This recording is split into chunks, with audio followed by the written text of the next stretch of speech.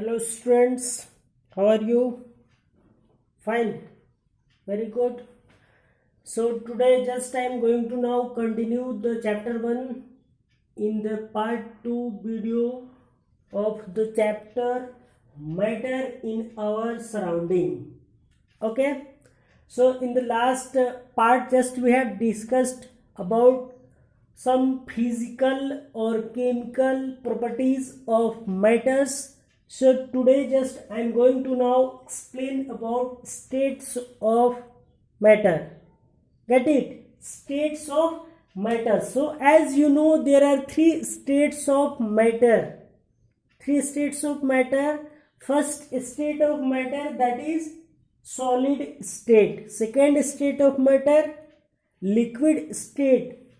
Third state of matter, gaseous state. So solid state, what do you mean by solid? So just you have studied in previous class that the solid is the thing which are having definite mass, definite shape as well, and having so hard. It is so hard.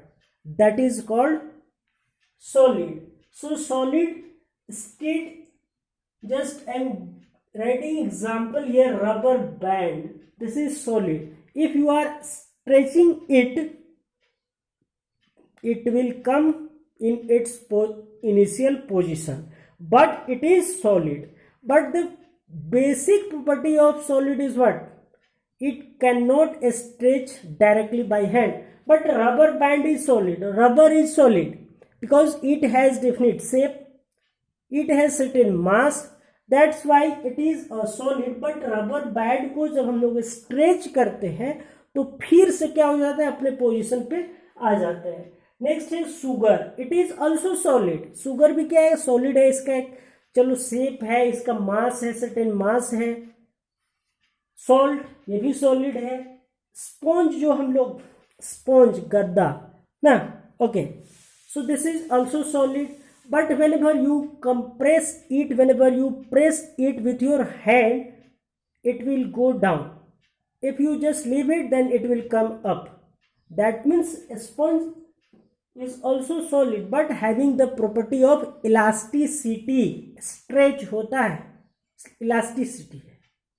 Clear? Next one is the liquid state. As you know, liquid state, that means the form of liquid whenever you keep it in a certain vessel or container, it will just take the shape of that container.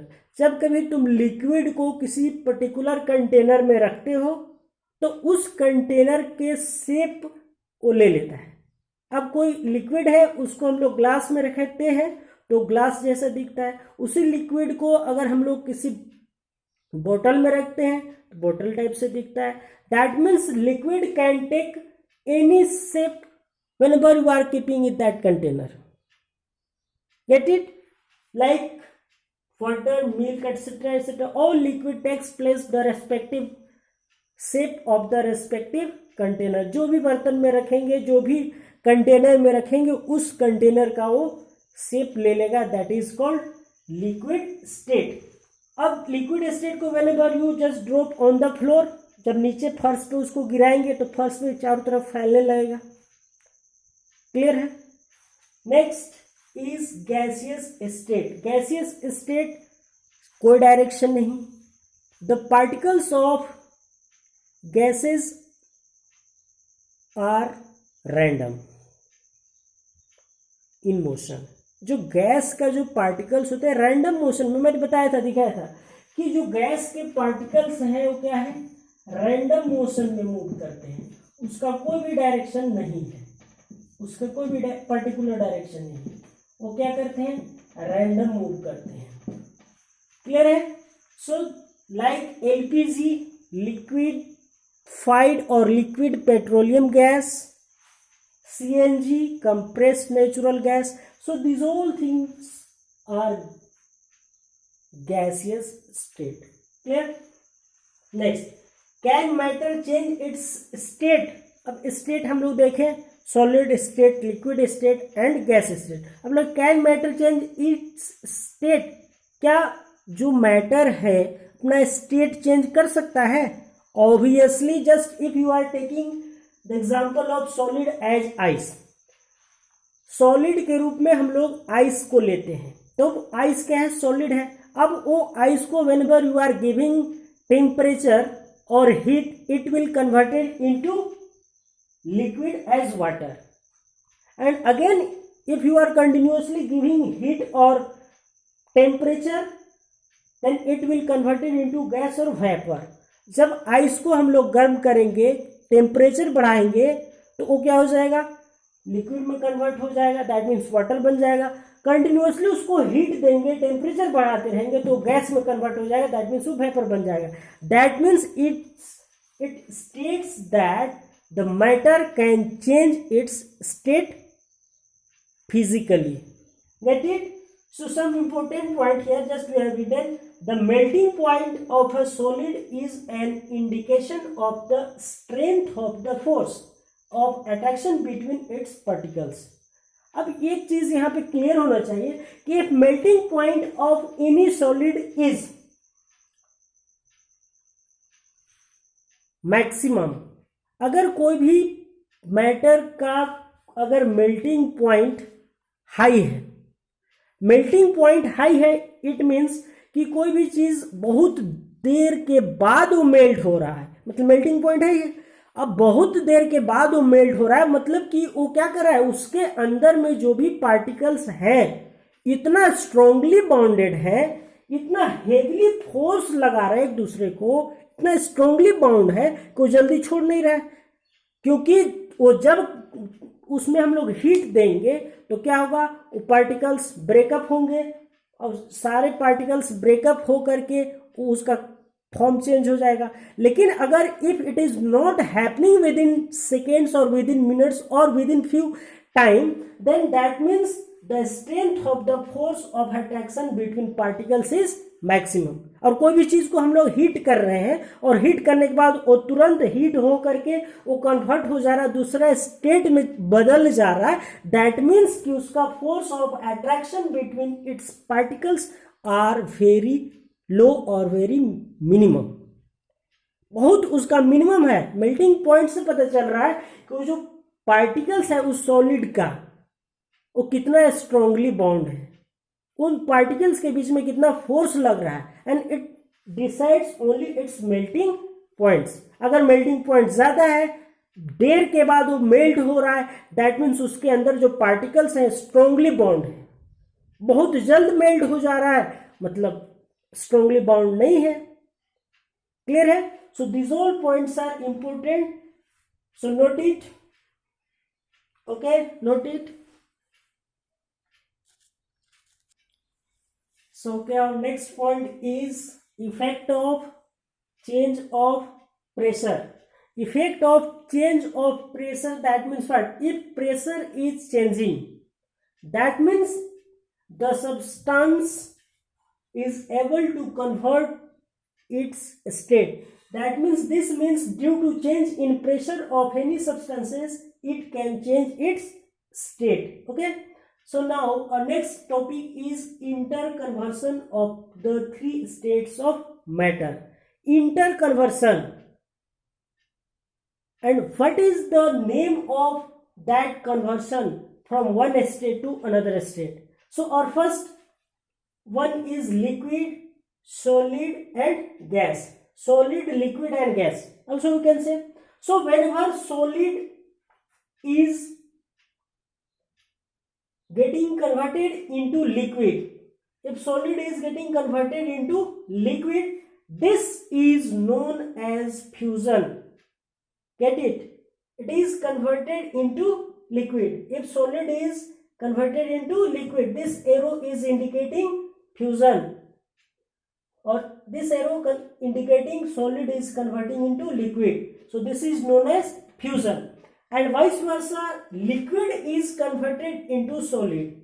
Whenever liquid is converted into solid, this is known as solidification. So what is solidification? So question may be asked like that, What do you mean by solidification? So the solidification is the process in which liquid is converted into solid. Similarly, what do you mean by fusion? So fusion is the process in which solid is converted into liquid. So simple. Get it? Now, solid to gas or gas to solid, the process by which solid is converted into gas or the process by which gas is converted into solid, this is known as sublimation.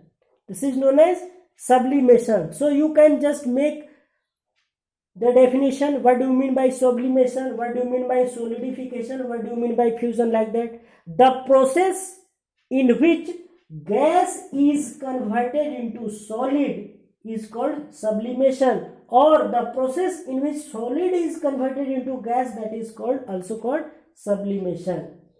Get it? No. Next is liquid is converted into gas. We have written here vaporization. And gas is converted into liquid, that is condensation. Clear? So the process by which liquid is converted into gas is known as vaporization.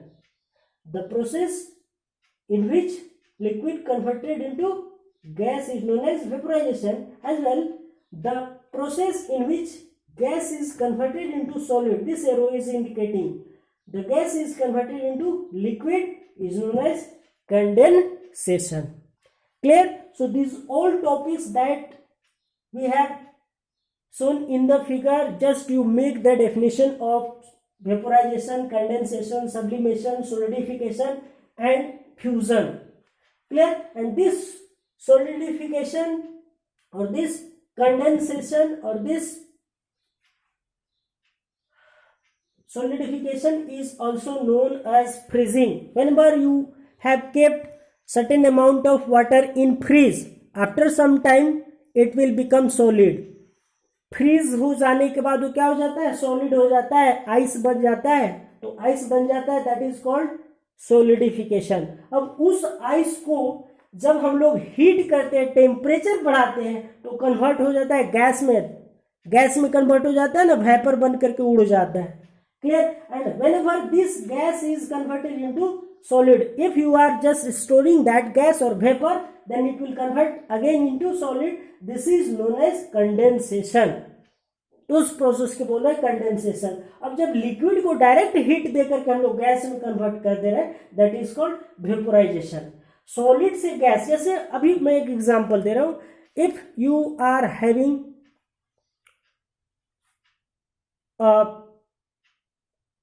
old book, an old book, and if you are burnt it, it will converted into gas, not in liquid. That means solid to gas. Clear है? जब कोई सूखी लकड़ी को भी जलाएंगे तो क्या लकड़ी लिक्विड में कन्वर्ट हो जाएगा? नहीं ना. ये क्या हो जाएगा कन्वर्ट? ये डायरेक्ट गैस में कन्वर्ट हो जाएगा. कार्बन मोनोऑक्साइड और कार्बन डाइऑक्साइड बन जाएगा. दैट मीन्स सॉलिड से गैस में कन्वर्ट होने का जो process, that is called sublimation. Gas से जो लिक्विड में कन्वर्ट हो रहा है, दैट इज कंडेंसेशन. लिक्विड से गैस में कन्वर्ट हो रहा है, वेपोराइजेशन. सॉलिड से लिक्विड में कन्वर्ट हो रहा है, that is called fusion. And liquid से सॉलिड में कन्वर्ट हो रहा है, that is called solidification. So the best example of this all, just you can imagine at your home. Take certain amount of water that is in liquid form, and then you keep in freeze for freezing for some time. You will get ice, that is solid. And again, if you are giving temperature in this ice, it will convert it into liquid. And then if again you are giving temperature, then it will convert into vapor or gas. So this is the process. Note it. Okay. So our next topic is evaporation. What do you mean by evaporation? So the process of change of liquid into vapors at any temperature below its boiling point, BP, is known as evaporation. That means evaporation is nothing but a process in which liquid is converted into vapor or gas. Below it's boiling point. Boiling point से नीचे जब liquid vapour में convert कर जाता है तो उसको हम लोग क्या बोलते हैं, इवापोरेशन। क्लियर है। अब ये इवापोरेशन होने के लिए इसका टेम्परेचर क्या होना चाहिए, बिलो इट्स बॉइलिंग पॉइंट।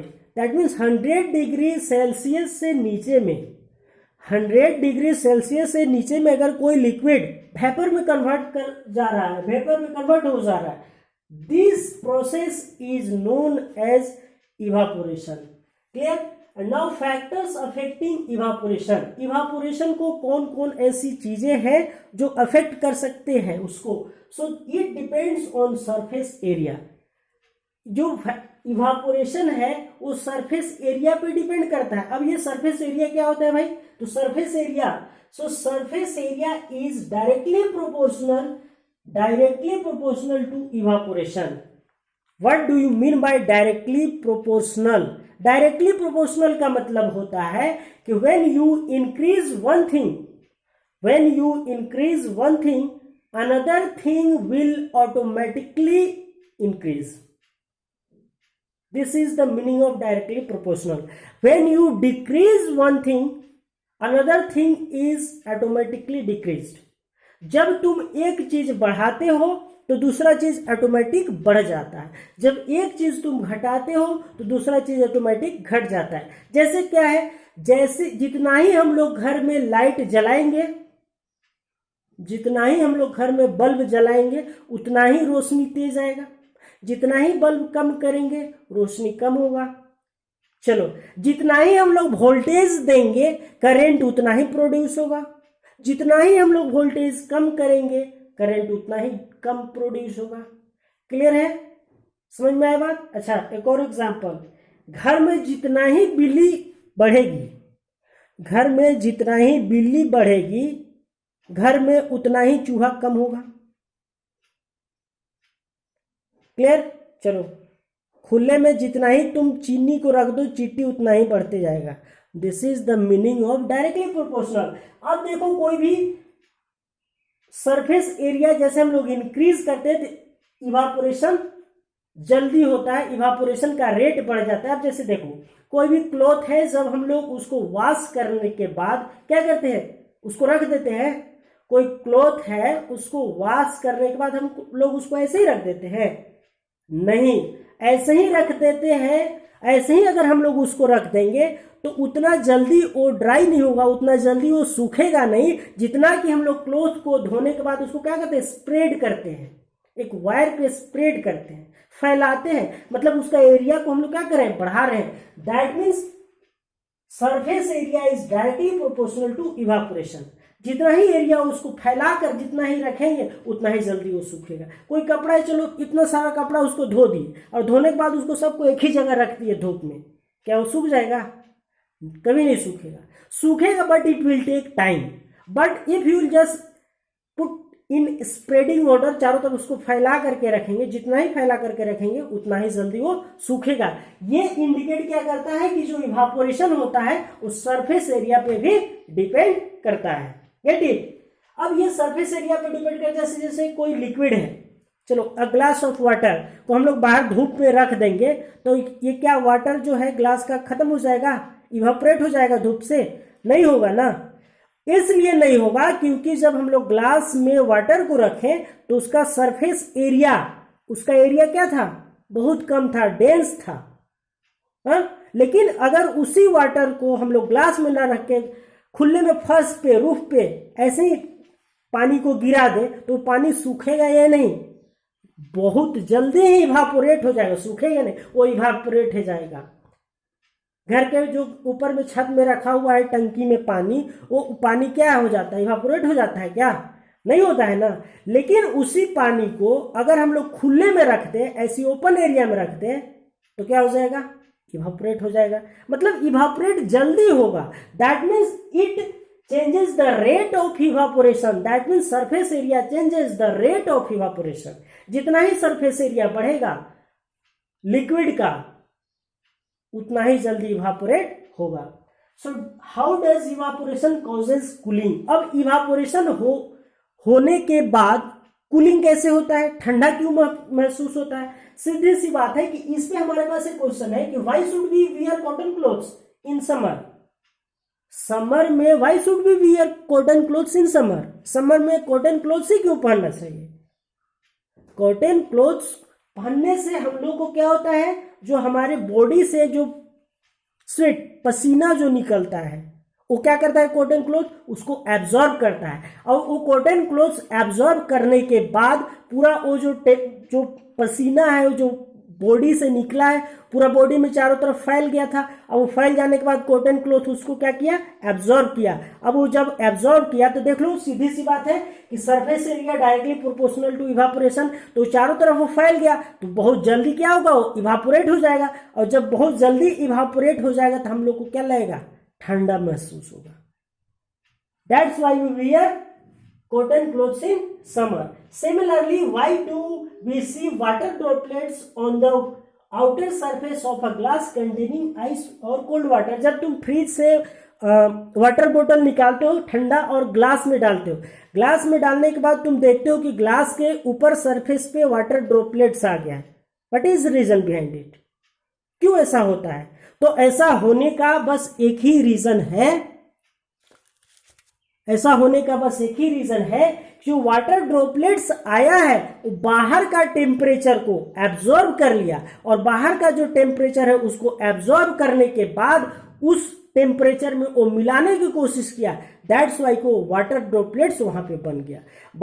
बाहर का टेम्परेचर ज्यादा, अंदर का टेम्परेचर कम, तो बाहर का टेम्परेचर उसको जाके स्ट्राइक करेगा, और स्ट्राइक करने के बाद वो भी अपने आप को उस टेम्परेचर में मिलाना चाहेगा। दैट्स वाई को उसके ऊपर में क्या हो जाता है, ड्रॉपलेट्स हो जाता है, और इसी के वजह से एक समय ऐसा आता है कि जो ग्लास का वाटर है नॉर्मल हो जाता है। क्लियर है? So same condition if you keep a pot, घड़ा जब रखते हो गर्मी के दिन में घरों में, तो घड़ा का पानी ठंडा क्यों रहता है? तो ठंडा होने का सेम प्रोसेस है, क्या, इवापोरेशन। सरफेस पे उसका क्या, बाहर का टेम्परेचर ज्यादा है, और बाहर का टेम्परेचर ज्यादा है, दैट मीन्स एटमॉस्फेयर में क्या है, मॉइस्चर है। मॉइस्चर जो है उसको अट्रैक्ट कर रहा है, मॉइस्चर जो है उसको अट्रैक्ट कर रहा है मॉइस्चर को। अब वो पॉट के ऊपर में क्या जा रहा है, टेम्परेचर बाहर ज्यादा अंदर कम, तो टेम्परेचर खींचना चाहेगा, या बाहर का टेम्परेचर उसमें मिलना चाहेगा, तो इसके वजह से बाहर का टेम्परेचर चारों तरफ क्या हो जाता है, गर्म हो जाता है, और अंदर का टेम्परेचर बाहर की तरफ भागने लगता है गर्म की तरफ। अब जब टेम्परेचर गर्म की तरफ भागने लगता है तो अंदर में ठंडा बच जाता है, इसलिए जो हम लोग पानी पीते हैं घड़ा का वो कैसा लगता है, ठंडा महसूस होता है। So these are all about the chapter matter in our surrounding, and this is the practical thing which you can feel in your daily life. So these are the points that we have discussed in this chapter or in this part. So try to be note on your note copy, and then prepare yourself that what we have discussed and how many points we have discussed in this chapter, and we continue with that. So all the very best.